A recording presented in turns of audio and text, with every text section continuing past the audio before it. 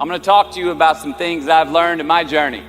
Most from experience, some of them I heard in passing, many of them I'm still practicing, but all of them I do believe are true. Life is not easy. It is not. Don't try to make it that way. Life's not fair. It never was. It isn't now, and it won't ever be. Do not fall into the trap, the entitlement trap, of feeling like you're a victim. You are not. Get over it and get on with it. So the question that we got to ask ourselves is what success is to us, what success is to you. Is it more money? That's fine. I got nothing against money. Maybe it's a healthy family. Maybe it's a happy marriage. Maybe it's to help others, to be famous, to be spiritually sound, to leave the world a little bit better place than you found it. Continue to ask yourself that question. Now, your answer may change over time, and that's fine. But do yourself this favor. Whatever your answer is, don't choose anything that will jeopardize yourself. Prioritize who you are, who you want to be, and don't spend time with anything that antagonizes your character. Be brave, take the hill, but first answer that question, what's my hill?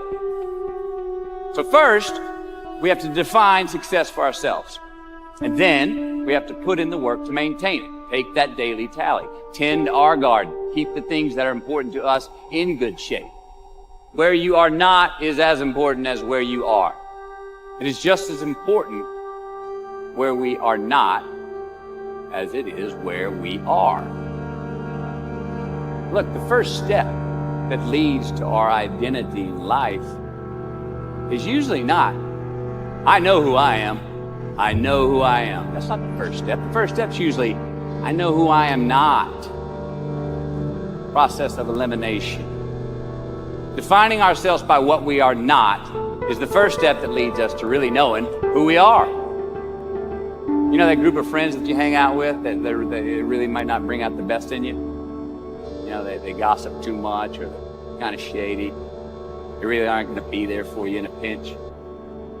Or how about that bar that we keep going to that we always seem to have the worst hangover from? Or that computer screen, right? The computer screen that keeps giving us an excuse not to get out of the house and engage with the world and get some real human interaction.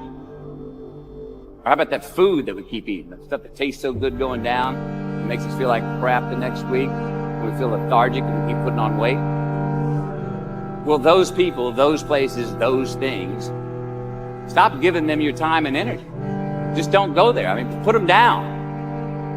And when you do this, when you do put them down, when you quit going there, when you quit giving them your time, you inadvertently find yourself spending more time and in more places that are healthy for you, that bring you more joy. Why?